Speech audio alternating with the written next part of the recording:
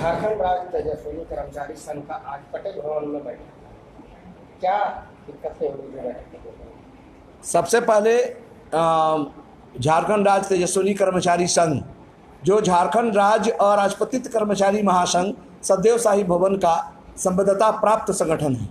यह सभी लोग सरकारी कर्मचारी जिन्हें आज तक सरकार संविदा पर रखी हुई है। सबसे पहली मैं आपको यह बता दूं अपने मीडिया के माध्यम से माननीय मुख्यमंत्री श्री हेमंत सोरेन साहब को कि तेजस्वी कर्मचारी से जुड़े जो लोग हैं, जो पदधारक जो हैं इनके, वो जंगल के एरियाओं में, पहाड़ के एरियाओं में, स्लम एरियाओं में ये लोग जा करके जो समाज के अंतिम पंक्ति में परिवार है, उनके बच्चियां हैं जो वर्ग 8 से वर्ग 10 क्लास का जो ड्रॉप आउट है, उनको ये लोग पढ़ाने का कार्यक्रम अपने सब्जेक्ट में रखा है। 14 से 24 वर्ष की बच्चियों को ये लोग आर्थिक रूप से, सामाजिक रूप से सशक्त बना रहा है, उनको रोजगार प्रदान करवा रहा है। उनका आपने सुना भी होगा, इसके पहले कई वक्ताओं ने कहा कि हम स्वरोजगार भी दिलवाते हैं, क्लब का गठन किए लोग, कैफेटेरिया खोल रहे हैं लोग, वो लोग अपने इमली, अचार, पापड़ इसी को ये लोग निर्माण कर करके पूरे बाजार बेच रहे हैं, बाजार में जा करके अपने स्वावलंबन पर खड़ा हो रहे हैं। ये एक राज्य के विकास के लिए ये बहुत ही महत्वपूर्ण कार्य है।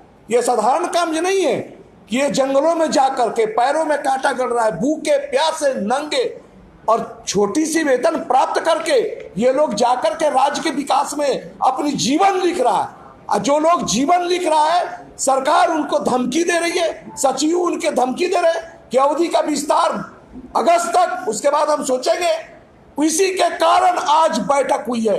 यह बैठक सरकार के सामने इसलिए की गई है कि यदि अगर आप गलत ढंग से कोई आदेश तेजस्वी कर्मचारियों के लिए लेंगे तो झारखंड राज्य राजपत्रित कर्मचारी महासंघ चुप नहीं बैठेगा और पूरी तरह से चक्का जाम करेंगे और पूरा रास्ता जाम करके दिखा देंगे, मुख्यमंत्री का आवास का घेराव करेंगे। ये बातें केवल बात से नहीं है, ये आज संघ का निर्माण भी होने जा रहा है।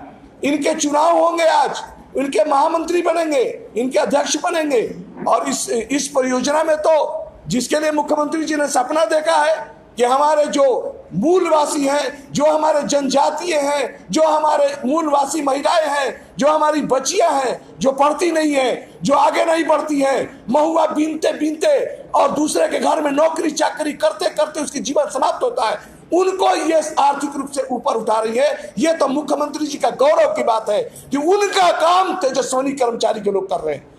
धन्यवाद की बात है। तो हम चाहेंगे कि ऐसे तेजस्वी कर्मचारियों को बुला करके मुख्यमंत्री जी सैल्यूट करें, मुख्यमंत्री जी बुला करके अपने कक्ष में सम्मानित करें कि मेरा काम, राज्य सरकार का काम तेजस्वी कर्मचारी के लोग कर रहे हैं। मैं धन्यवाद देता हूं, महासंघ धन्यवाद देता हूं।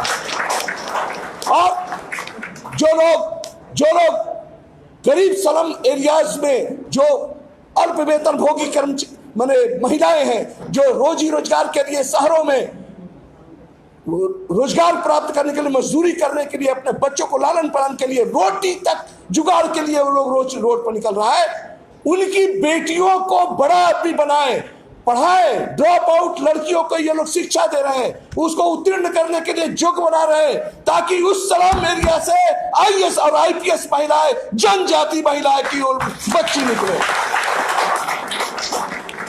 और सुनील कुमार शाह, महामंत्री झारखंड राज्य और राजपत्रित कर्मचारी महासंघ।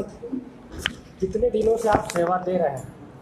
जी, हमारी परियोजना का शुरुआत 2017 से ही हुआ था दुमका और रामगढ़ जिले में, लेकिन उसके अलावा जो भी हमारा और 15 जिला है उसमें हम लोगों का 2019 से हम लोगों का कार्यक्रम चल रहा है।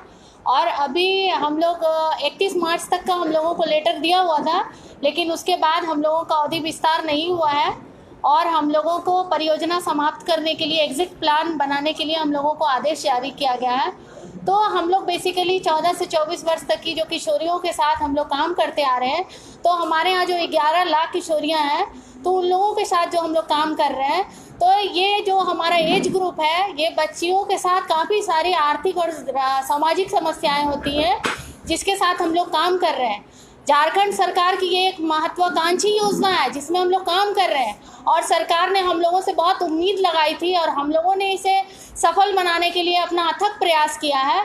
और हम लोगों ने जब से इसमें योगदान दिया तब से आज तक हम लोग अपना 100% योगदान देकर इसे सफल बनाने का काम कर रहे हैं। लेकिन झारखंड सरकार का हम लोग पूरी तरह से सहयोग चाहेंगे कि हमारा अवधि विस्तार जो है वो हमारा लंबे समय तक हो और हमें भी पूरी तरह से वो लाभ दिया जाए जो एक राज्य स्तर पर कर्मचारियों को मिलता है।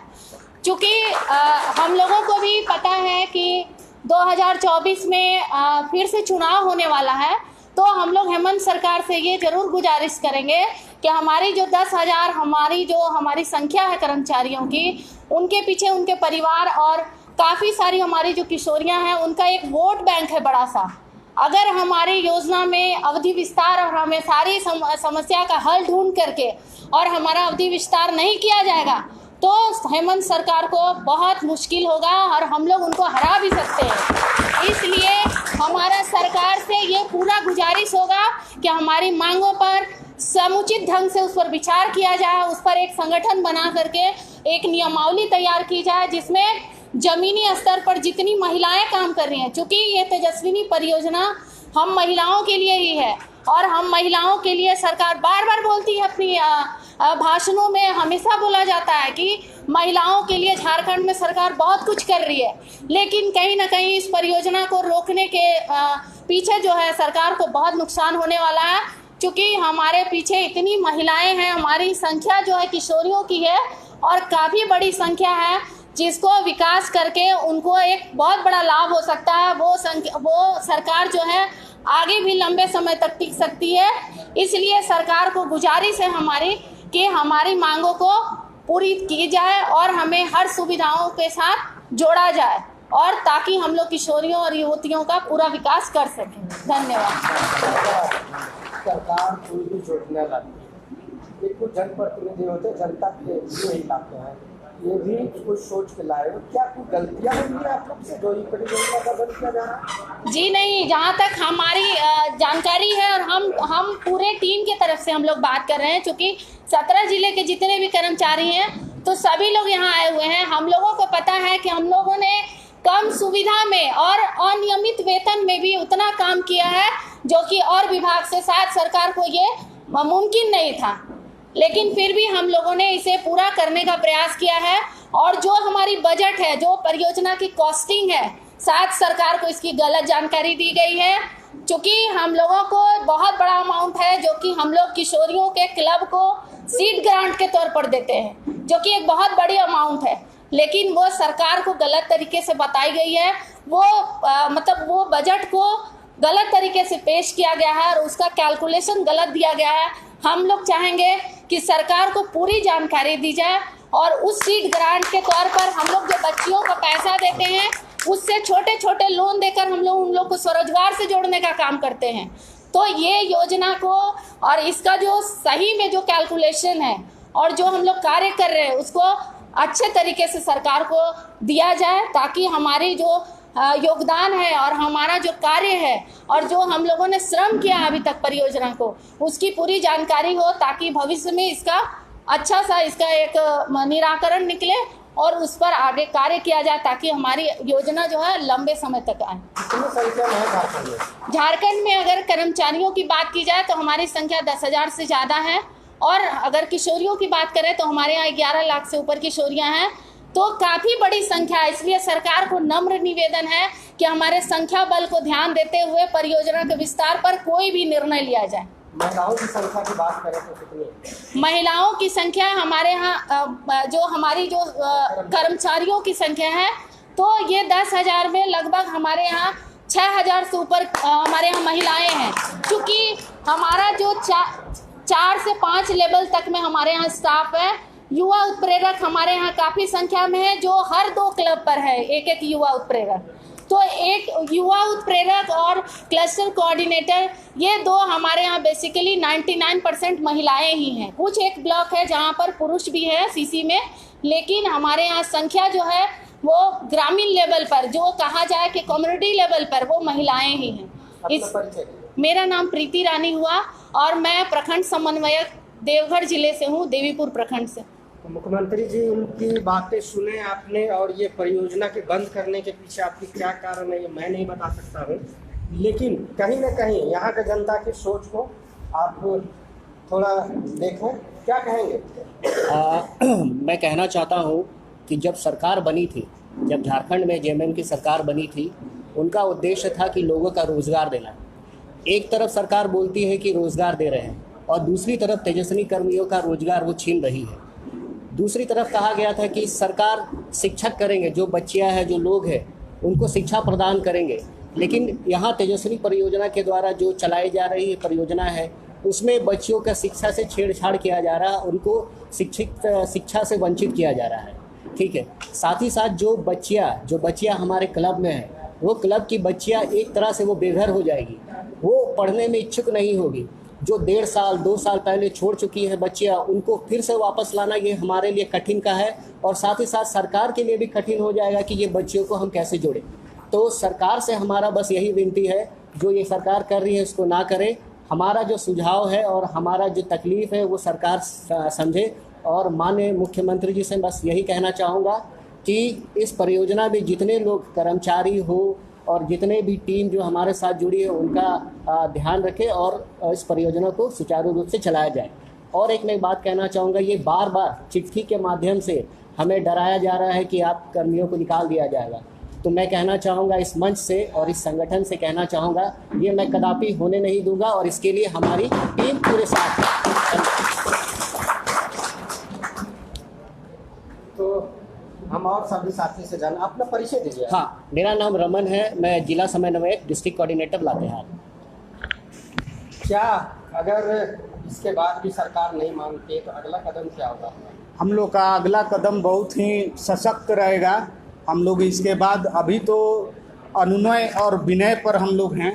सरकार अगर अनुनय विनय से हमारी मांगों को नहीं मांगती है तो सरकार के समक्ष हम लोग चक्का जाम करेंगे। हम लोग मुख्यमंत्री के दरवाजे को बंद कर देंगे कि वो बाहर नहीं निकल सकेंगे। अगर कर्मचारी आपके कामों को करना जानता है तो आप अपनी मांगों को भी मंगवाना जानता है। और कर्मचारी अगर नम्र है तो वो उग्र भी हो सकता है। आप उससे जितना लाभान्वित होते हैं, आगामी चुनाव है, हमसे भी लाभ की आकांक्षा आपके पास रहेगी।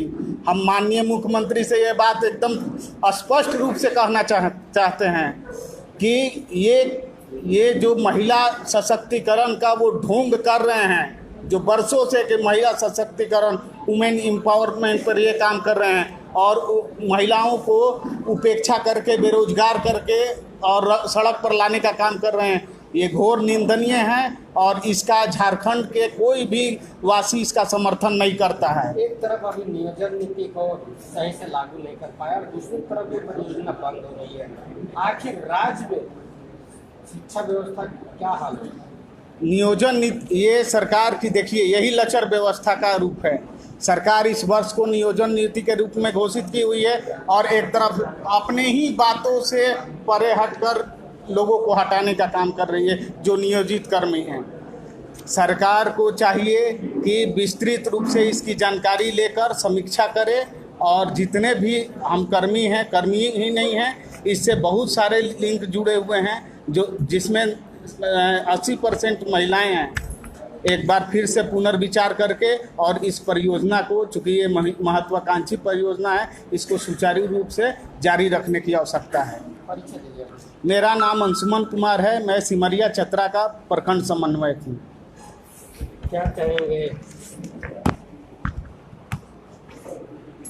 मेरा कहना है, सरकार जैसे देखा जाता है कि अपना काम निकाल के लात मार देना, तो आज सरकार वही कर रही है। तेजस्वी परियोजना के कर्मियों और किशोरियों से जो काम निकालना था, तरह तरह के काम जिला में हम लोगों से लिया गया है।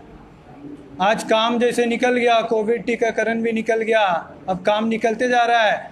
हमें लात मार के निकालने की कोशिश की जा रही है सरकार से। अगर निकाला जाएगा तो वहाँ पे कौन काम करने वाले हैं? हमें अगर निकाला जाएगा तो काम करने में बहुत परेशानी होगी और बहुत हद तक तो 17 जिला में काम बहुत तरह का हड़ताल ही हो जाएगा एक तरह से, क्योंकि कर्मी बहुत ज़्यादा है आप हमारे लोग का मांग है कि ये परियोजना का चलाया देखिए जाए। मेरा मांग एक ही है, ये केवल एक परियोजना नहीं है, किशोरियों के लिए चलाया गया था ये परियोजना 2017 में चालू किया गया था, हेमंत सरकार में भी ये चालू है, पर लगातार हमें डर बैठाया गया है। हर समय हमें पता ही नहीं रहता कि अगला महीना नौकरी है कि नहीं है। हर दिन हम लोग सोते हैं जागते हैं, यही पता रहता है कल नौकरी रहेगा कि नहीं रहेगा। वैसे में आदमी क्या करेगा। फिर भी हम लोगों ने बढ़ चढ़ कर विभिन्न तरह के कार्य किए हैं। ये केवल कर्मियों की बात नहीं है, क्लब लेवल में जो संगठन है हमारी लड़कियों की, जिसमें 11 लाख समझिए आप, कम से कम 11 लाख किशोरियाँ हैं और 17 जिला में हर दूसरा से तीसरा घर में हमारा है किशोरी की संख्या। तो सरकार ये नहीं सोचे कि केवल 10,000 कर्मियों को हम निकाल रहे हैं, साथ ही साथ वो हमारा करीब 12,000 कुछ क्लब है हमारा पूरे राज्य में, उतने क्लब को भी तोड़ने का कार्य सरकार कर रही है, जो कि हम लोग किसी कीमत पे नहीं सहेंगे। जहाँ तक आंदोलन का बात है या आपका पूछने का बात है कि अगर सरकार निकालती है तो क्या करेंगे, उसके लिए जैसे बात बाकी ने भी कहा, हमारा आंदोलन सड़क से सदनी तक नहीं रहेगा। हम लोग उच्च न्यायालय का भी मदद लेंगे, उससे ज़्यादा हुआ तो केंद्र सरकार का भी मदद लेंगे, उस पर भी नहीं हुआ तो हम माननीय राष्ट्रपति महोदय का भी मदद लेंगे, वहाँ भी नहीं हुआ तो सर्वोच्च न्यायालय तक भी हम लोग जाएंगे। हमारा आंदोलन आखिरी दम तक रुकेगा नहीं और हम लोग किसी से डरेंगे भी नहीं।